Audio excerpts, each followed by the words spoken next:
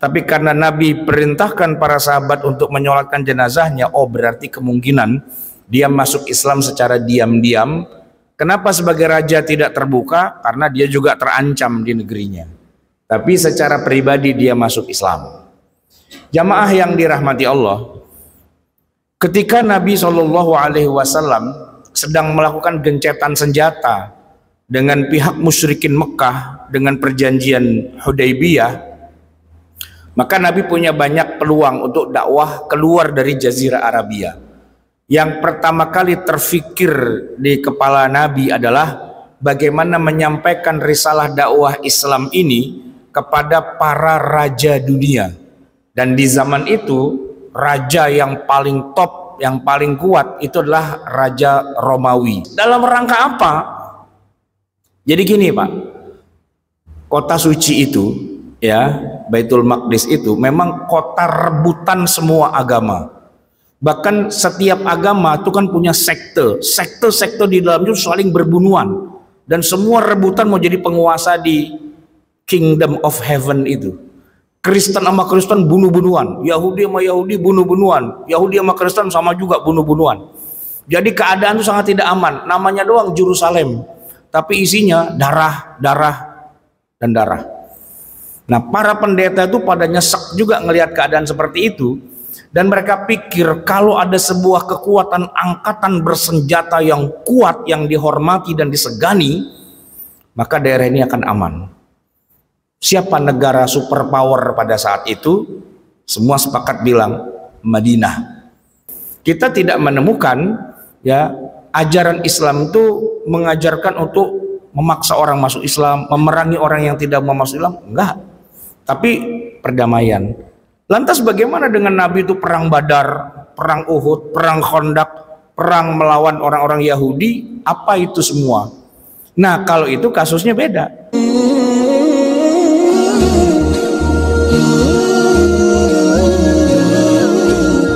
Karena memang pada dasarnya ketika dulu Al-Quran diturunkan, itu lebih banyak ayat-ayat yang membicarakan agama yang lain, yang waktu itu kalau di hadapan Nabi adalah agama Yahudi. Sebagai contoh, nama Nabi Musa di dalam Al-Quran itu terulang-ulang sampai 137 kali. Musa. Sedangkan Nabi kita, Nabi Muhammad, ini kan Quran turunnya pada Nabi Muhammad, malah cuma disebutkan 4 kali.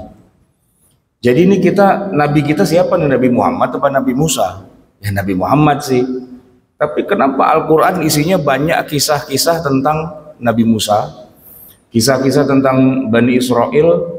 Bahkan baru saja kita membuka surat yang pertama Al-Fatihah, langsung ketemu kisah penyembelihan sapi betina, itu kisahnya orang-orang Yahudi. Al-Quran itu dipenuhi dengan pembicaraan tentang agama lain dan bagaimana hubungannya dengan agama Islam. Begitu juga hadis-hadis Nabi SAW, gambarannya adalah selalu hubungan antara Muslim dengan bukan Muslim. Dan sirah Nabawiyah sendiri, hadirin jamaah sekalian, baik di Mekah atau di Madinah, Nabi itu tidak pernah hidup di satu lingkungan yang isinya tuh orang Islam semua. Enggak. Di Mekah ya ketemu dengan orang bukan Islam, ya para penyembah berhala, para orang-orang musyrikin. Di Madinah ketemu lagi, kali ini bukan penyembah berhala, mereka adalah orang-orang Yahudi, Bani Israel. Jadi masa hidup Nabi pun selalu bersama dengan orang yang agamanya bukan Islam. Bahkan jamaah sekalian, link terdalam keluarga Nabi sendiri itu banyak orang kafirnya. Misalnya nih Pak, kalau Nabi kan memang lahir bapaknya udah nggak ada, terus ibunya juga wafat lah ya. Kita nggak ngomongin 2 orang yang sudah meninggal, tapi kita ngomongin siapa orang yang mengasuh Nabi. Mengasuh Pak, dari kecil kan berarti. Pertama Nabi dipelihara dulu sama kakeknya Abdul Muttalib. Muslim nggak dia? Nggak. Terus dipelihara oleh siapa? Pamannya Abu Thalib. Muslim nggak dia? Enggak. Bahkan Nabi itu tumbuh di sebuah keluarga yang non muslim, Pak. Abu Thalib. Waktu Nabi Muhammad itu diangkat jadi rasul di usia 40, ya, Abu Thalib itu termasuk sasaran dakwah juga kan. Diajaklah masuk Islam gitu, Pak. Nggak mau dia. Nggak mau Abu Thalib. Nah, belum lagi paman-paman yang lain yang rada badung dikit, Pak, ya, misalnya Abu Lahab gitu ya. Itu bahkan, nah ini yang menarik, Pak, menantunya Nabi. Siapa itu, Pak, menantunya Nabi? Ada juga yang nggak masuk Islam. Ya bukan Ali sih, kalau Ali mah dari awal emang udah ngikut sama Nabi. Tapi Nabi punya mantu pertama sebelum Nabi punya mantu Ali bin Abi Thalib. Anak pertama Nabi yang perempuan itu kan namanya Zainab. Sebelum Nabi usia 40, dia udah punya mantu duluan itu, Pak. Ya, Zainab itu udah dinikahkan. Bahkan sebelum diangkat jadi Nabi, Zainab sudah menikah dengan seorang laki-laki musyrik, ya penyembah berhala lah pada saat itu kan, Abul As namanya. Begitu Nabi dapat wahyu, dakwah Nabi kan pasti ngajak pada keluarga kan, wa anzir ashiratakal aqrabin. Nah, anaknya yang namanya Zainab itu ya masuk Islam. Tapi mantunya si Abul As ini enggak masuk Islam dia. Sampai nanti Nabi hijrah ke Madinah, sampai terjadi perang Badar, malah ketemu tuh Nabi sama Abul As di dalam perang Badar. Di sana dia sebagai orang kafirnya, Nabi Muhammad sebagai pimpinan pasukan muslimin, dan ketangkep pula Abul As itu dan dibebaskan oleh Nabi ya gara-gara mantu sendiri, masa mau digecek palanya kan nggak mungkin juga kan, ya dilepaslah gitu oleh Nabi. Artinya Nabi itu hidup di lingkungan orang kafir sebenarnya itu. Nah maka kalau kita sekarang bicara gimana hubungan kita sebagai muslim dengan orang kafir, contoh paling mudahnya contohlah Rasulullah Nabi Muhammad SAW, karena beliau itu adalah uswatun hasanah buat kita. Nah tinggal nanti memang orang kafir itu macam-macam, Pak. Ada orang kafir yang memusuhi, ya model-model Abu Lahab, itu kan paman tapi geblek gitu, Pak, ya. Ada model-model Abu Thalib, paman tapi baik. Nah perilaku atau bagaimana hubungan antara muslim dengan non-muslim itu ya tergantung teknis di lapangan. Kalau secara prinsip dasar adanya orang yang tidak beragama Islam itu bukan untuk dimusuhi, Pak, tapi untuk dijadikan objek dakwah, kan begitu ya, diajak. Tapi kalau dia nggak mau, dalam Islam ada patron la ikroha fiddin, tidak ada paksaan dalam beragama. Nggak bisa orang dipaksa-paksa masuk Islam, ya kan? Tapi memang kita punya kewajiban setidak-tidaknya menyampaikan. Ya, jadi kalau kita teruskan ayatnya la ikraha fiddin qad tabayyana ar-rusydu minal ghai. Nah, ar-rusydu itu harus tabayyan, harus jelas. Jangan sampai kita juga cuman diem aja. Ya enggak, kita harus sampaikan juga bahwa Islam tuh begini, gitu ya. Nah, sehingga orang kafir tuh jadi tidak punya alasan nanti di akhirat kalau lagi dia mau disiksa sama Allah, dia bilang kagak ada yang ngajarin saya agama Islam. Nah, jangan sampai kita dibawa-bawa. Kita udah bilang, udah sampein tuh ya, nih Islam begini, ente mau pakai ayo, nggak juga nggak apa-apa. Tapi kita nggak harus musuhan. Jamaah sekalian, kalau kita ngomongin orang-orang kafir yang bertemu dengan Nabi, jadi tadi ada dua ya, ada yang bersahabat, ada yang bermusuhan. Nah, kalau yang bermusuhan saya kira nggak usah disebutkan lagi karena udah banyak contohnya kan. Nah, sekarang kita mau ngomongin yang orang kafir tapi bersahabat. Itu, Pak, di dalam sirah nabawiyah banyak banget itu ternyata contohnya. Saya akan mulai tadi dari Abu Thalib dulu ya. Abu Thalib ini, Pak, waktu Nabi masih kecil pernah mengajak Nabi berdagang ke negeri Syam, melewati satu daerah yang disebut dengan Buhaira. Di situ ada seorang pendeta Kristen, ya disebut dengan pendeta Buhaira gitu ya. Dulunya mantan Yahudi. Nah, ketemu nih, Pak, rombongannya Abu Thalib ketemu dengan sang pendeta Buhaira. Lalu pendeta bilang begini, Abu Thalib, saya melihat ada gejala-gejala alam yang aneh terkait dengan kafilah dagang Anda. Kenapa? Saya perhatikan kafilah dagang ini selalu dipayungi oleh awan. Kemanapun bergerak di padang pasir ada awan selalu ngikutin. Dan pohon-pohon itu pada tertunduk gitu. Ini ada orang hebat di dalamnya ini. Ya kan? Dan setelah dilihat ketemu dengan Nabi masih kecil, Pak. Ada tanda kan khatamun nubuwah itu. Nah dia bilang, tuh kan bener yang saya bilang. Ini dia nih calon nabi yang terakhir, ciri-cirinya ada di Taurat dan ciri-cirinya ada di Injil. Ini pendeta Buhairah, pendeta Kristen, mantan pecatan pendeta Yahudi yang udah insaf dia masuk Kristen. Nah dia bilang begini, Abu Thalib, kalau menurut pendapat saya sebaiknya ente balik lagi aja ke Mekah, jangan terusin ke negeri Syam. Karena di sana lagi banyak kerusuhan, orang-orang Yahudi itu pada musuhin orang Kristen, termasuk juga ini Nabi Muhammad ini bakalan jadi nabi, ntar dia takut dia apa-apain. Mendingan ente pulang aja dah, bawa pulang nih anak, jangan sampai kenapa-napa, karena sayang-sayang kalau belum apa-apa udah meninggal gitu. Itu yang menasihatin gitu Pak, bukan orang Islam, Kristen, pendeta. Dan entah bagaimana Abu Thalib saking sayangnya sama ponakan, dia nggak jadi Pak, pulang. Belum ada ceritanya kafilah dagang udah siap-siap mau dagang jauh gitu Pak, ya kan, terus balik lagi cuman gara-gara takut nih ponakan dibunuh Pak.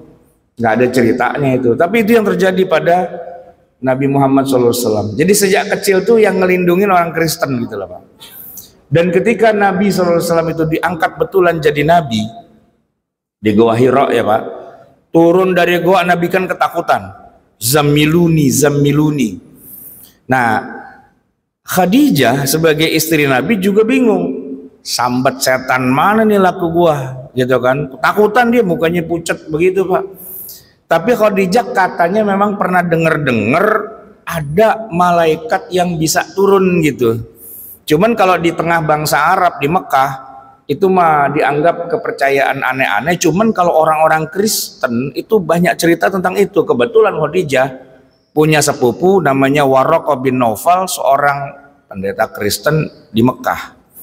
Maka kata Khadijah, nyok kita datengin sepupu saya si pendeta ini gitu ya, kita pengen tahu apa opininya dia tentang apa yang barusan dialami oleh suaminya Nabi Muhammad.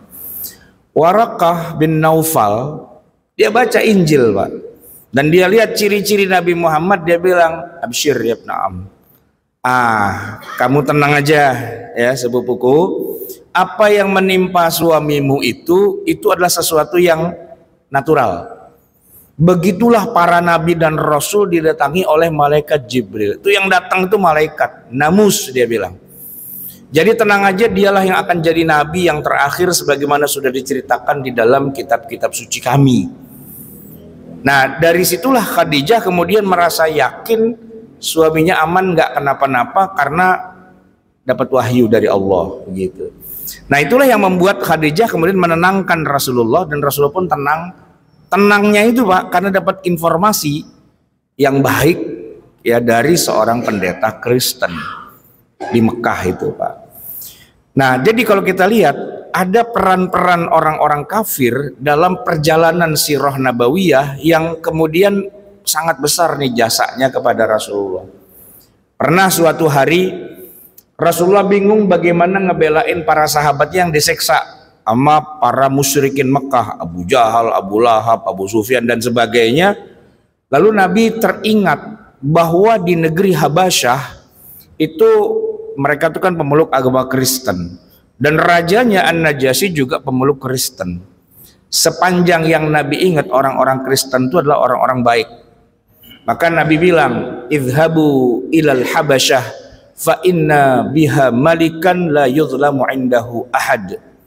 Kalian ngungsi ke sono, hijrah ke negeri Habasyah, saya kenal di sana ada raja yang tidak suka kezaliman terjadi antar agama. Rajanya itu Pak An-Najasyi Kristen, tapi ketika tahu bahwa ini yang ngungsi adalah anak buahnya, muridnya, ya sahabatnya Nabi Muhammad yang mengaku membawa dakwah samawiyah, mengenal para nabi dan rasul, mengenal kitab-kitab suci, prinsip-prinsip agamanya sama gitu kan, diterima. Walaupun tetap harus ada ya istilahnya dites dulu. Sebutkan cerita kalian tentang Nabi Isa. Kalian itu kan benci sama agama kami, agama samawi. Coba ada nggak di dalam Al-Quran kisah tentang Nabi Isa? Itu kata raja kepada pimpinan rombongan. Nabi nggak ikut, tapi pimpinannya bernama Ja'far bin Abi Thalib, abangnya Ali. Ja'far mengatakan ada, lalu beliau bacakanlah tentang bagaimana lahirnya Nabi Isa alaihi salam di dalam surat Maryam. Wadhkur fil kitabi Maryam idzin tabadzat min ahliha makanan syarqiyya fattakhadzat min dunihim hijaba fa arsalna ilaiha ruhana fatamassala laha basharan sawiyya. Panjang itu Pak ya. Tapi begitu diterjemahkan ya, makna dari ayat Al-Qur'an, berlinanglah air mata sang raja karena dia mengatakan berarti kalian sangat menghormati Nabi Isa. Tidak ada beda antara agama yang diajarkan oleh Nabi kalian itu dengan yang diajarkan oleh Nabi Isa. Pasti bersumber dari sumber yang sama, paling perbedaannya cuma sebatas garis kecil ini doang. Kalian silahkan hidup di negeriku sampai Allah nanti berikan jalan keluar, sementara kami lindungi di sini. Itu pendeta Pak, Kristen itu Pak. Ya, Nasrani, dan berlinang air matanya dia ketika dibacakan surat Maryam itu Pak, direkam di dalam Al-Quran dan kita baca sekarang ayatnya. Wa idza sami'u ma unzila ilar rasuli tara a'yunahum tafidu minad dam'i mimma arafu minal haqq. An-Najasyi itu Pak tidak pernah disebutkan masuk Islam secara declare gitu ya, secara terang-terangan. Namun ketika beliau wafat, Nabi waktu itu sudah di Madinah bilang, sholatlah kalian, saudara kalian meninggal, sholatin dari jarak jauh. Kita mengenal hari ini ada sholat jenazah secara gaib. Pertama kali itu dicetuskan oleh Nabi untuk mensolatkan jenazahnya An-Najasyi. Padahal kalau kita lihat secara literatur, tidak pernah An-Najasyi itu menyatakan 2 kalimat syahadat secara terbuka. Tapi karena Nabi perintahkan para sahabat untuk menyolatkan jenazahnya, oh berarti kemungkinan dia masuk Islam secara diam-diam. Kenapa sebagai raja tidak terbuka? Karena dia juga terancam di negerinya. Tapi secara pribadi dia masuk Islam. Jamaah yang dirahmati Allah, ketika Nabi SAW sedang melakukan gencatan senjata dengan pihak musyrikin Mekah dengan perjanjian Hudaybiyah, maka Nabi punya banyak peluang untuk dakwah keluar dari Jazirah Arabia. Yang pertama kali terfikir di kepala Nabi adalah bagaimana menyampaikan risalah dakwah Islam ini kepada para raja dunia. Dan di zaman itu raja yang paling top, yang paling kuat itu adalah Raja Romawi, Kaisar Heraklius.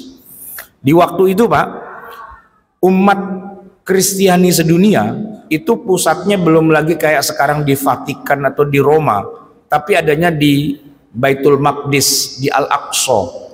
Nah, pemimpin tertingginya atau pausnya yaitu Kaisar Heraklius, raja sekaligus pendeta. Nah, kepada Kaisar, pemimpin tertinggi umat Kristiani pada saat itu, Nabi berkirim surat menjelaskan status dirinya adalah Nabi yang terakhir. Di dalam suratnya itu jelas ya, Bismillahirrahmanirrahim, min Muhammadin Rasulillah ila Hiraql azimir Rum, salamun ala man ittaba'al huda, amma ba'du fa inni ad'uka bidi'ayatil Islam aslim taslam yu'tikallahu ajraka marratain. Itu suratnya begitu Pak. Jadi suratnya tegas, memperkenalkan diri, saya adalah Nabi dan Rasul yang terakhir. Saya minta Anda untuk ikut masuk ke dalam agama Islam. Kalau kamu menerima ajakan saya, kamu untung 2 kali lipat. Yu'tikallahu ajraka marratain fa in abaita. Tapi kalau kamu mengabaikan, tidak mau masuk Islam, ya sudah, kamu tanggung sendiri resikonya. tapi kita tetap bersahabat. Jamaah sekalian, Kaisar sebenarnya dia seorang Kristen yang taat dan tahu emang akan ada nabi yang terakhir. Maka ketika ada surat datang kepada dia ngaku sebagai nabi yang terakhir, dia mau ngetes dulu, ini nabi beneran apa bohongan, apa cuma ngaku-ngaku doang.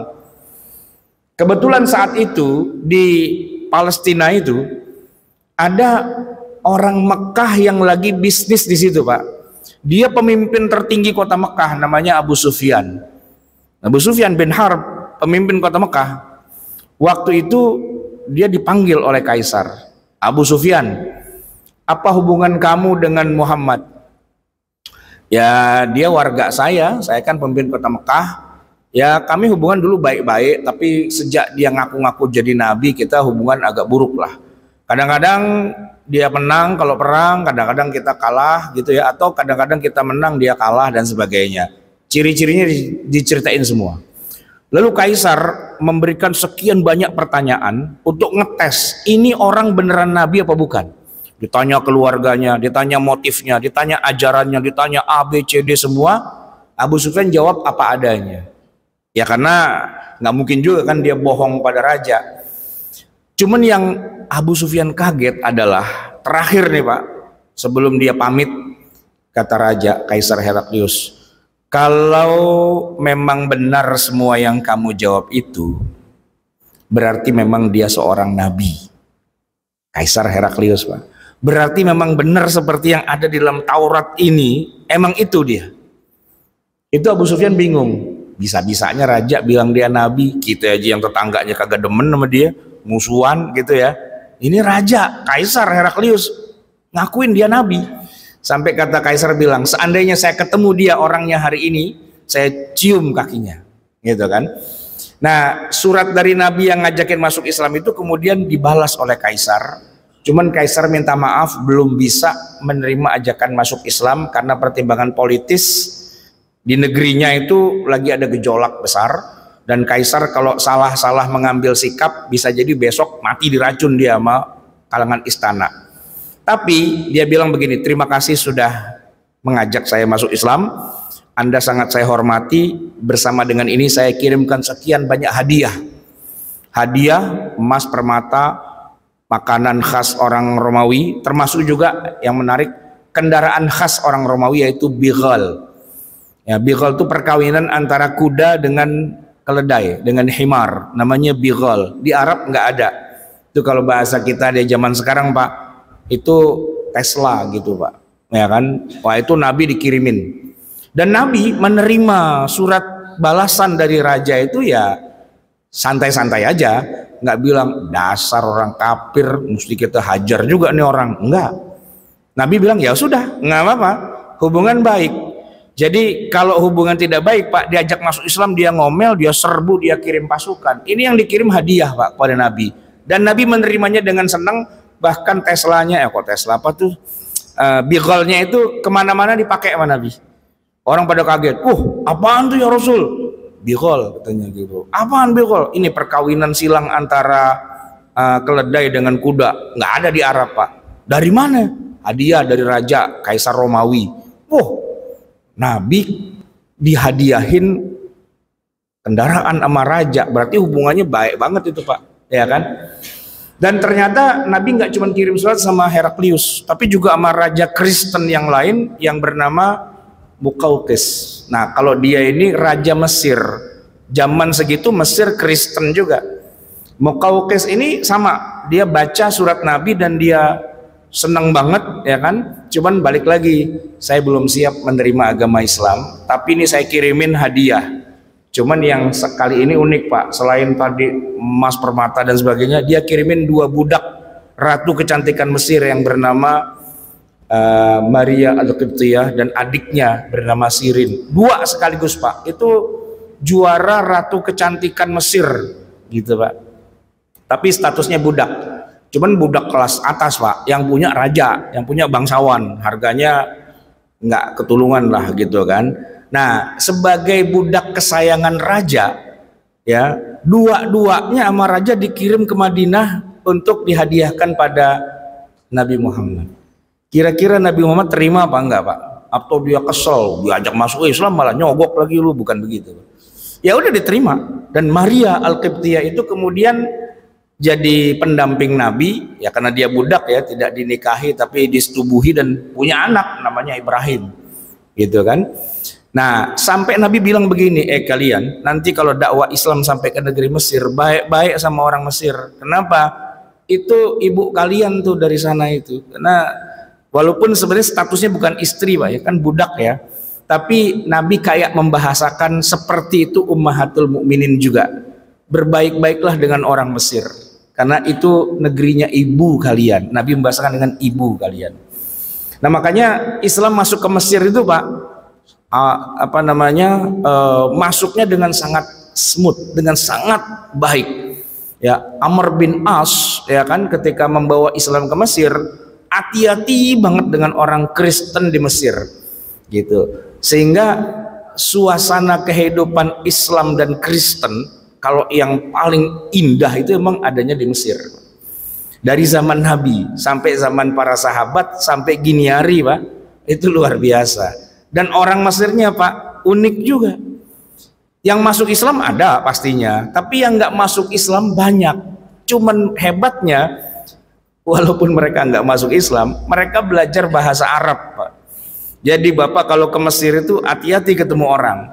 Muka Arab, ngomong Arab, agama Kristen, Pak. Ketemu kita, Assalamualaikum, Waalaikumsalam. Kalau dia bersin, Pak, haji, ya sama, Pak. Ya yarhamukallah gitu juga ya kan. Kalau dia kaget subhanallah gitu kan.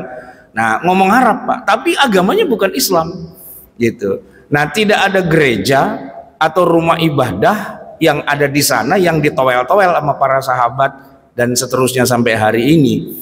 Jadi begitulah kedekatan antara Islam dan Kristen sejak ada di zaman Nabi sampai zaman sahabat tabi'in sampai hari ini gitu ya. Palestina begitu juga, Pak. Ya, ketika Umar bin Khattab radhiyallahu anhu sedang berkuasa, beliau malah diundang oleh para pemimpin agama yang ada di Palestina untuk diserahkan kepada Umar kunci kota Baitul Maqdis. Jadi Islam itu tidak pernah menyerang Romawi, nggak pernah menyerang Palestina. Yang ada pendeta-pendeta Kristen Palestina mengundang Umar ya untuk diserahkan kunci Baitul Maqdis. Dalam rangka apa? Jadi gini, Pak, kota suci itu ya, Baitul Maqdis itu memang kota rebutan semua agama. Bahkan setiap agama itu kan punya sekte di dalam itu saling berbunuhan dan semua rebutan mau jadi penguasa di Kingdom of Heaven itu. Kristen sama Kristen bunuh-bunuhan, Yahudi sama Yahudi bunuh-bunuhan, Yahudi sama Kristen sama juga bunuh-bunuhan. Jadi keadaan itu sangat tidak aman. Namanya doang Yerusalem, tapi isinya darah, dan darah. Nah, para pendeta itu pada nyesek juga ngelihat keadaan seperti itu, dan mereka pikir kalau ada sebuah kekuatan angkatan bersenjata yang kuat, yang dihormati dan disegani, maka daerah ini akan aman. Siapa negara superpower pada saat itu? Semua sepakat bilang Madinah, umat Islam. Emang agamanya bukan agama kita, tapi dia yang punya senjata paling kuat, yang kalau dia jadi keamanan di sini semua pada tunduk. Maka mereka sepakat mengundang Umar untuk datang ke sana, tapi dengan syarat agama jangan diotak-atik ya Umar, gitu. Jangan ada dipaksa-paksa orang masuk Islam dan sebagainya. Kata Umar, deal. Ya sudah. Datanglah Umar ke Baitul Maqdis, diserahkan kunci Baitul Maqdis dan menjadi penjaga perdamaian yang disegani dan diakui. Dan sejak itu selesai sudah permasalahan di sana, karena agama Islam itu menjamin semua agama bisa jalan di sana. Orang Yahudi silahkan nyembah Tuhannya dengan gayanya dia, seterah dia mau gimana. Orang Kristen mau Natalan mau apa terserah dia dan sebagainya. Dan sedikit terusik di zaman Salahuddin al-Ayyubi ketika umat Islam agak lemah, lalu orang-orang Eropa berusaha mengambil alih Palestina itu. Ketika diambil alih agama yang lain, berantem lagi, Pak. Tapi begitu dipegang oleh kaum muslimin dengan syarat kaum musliminnya kuat, agama yang lain anteng. Kenapa? Karena kalau Islam, siapapun agama yang manapun kalau mau menyembah di sini silahkan aja. Lu mau Natal kayak, lu mau bikin sinagog kayak, lu mau apa, kagak ada urusan. Bahkan Umar sendiri Pak, sekedar sholat saja di Baitul Maqdis itu beliau nggak tega. Karena saat itu Baitul Maqdis itu masih jadi rumah ibadahnya orang Kristen. Pendeta-pendeta menawarkan, Umar, nggak apa-apa sholat aja di sini. Kita udah siapin satu ruangan khusus kalau Anda mau sholat di sini.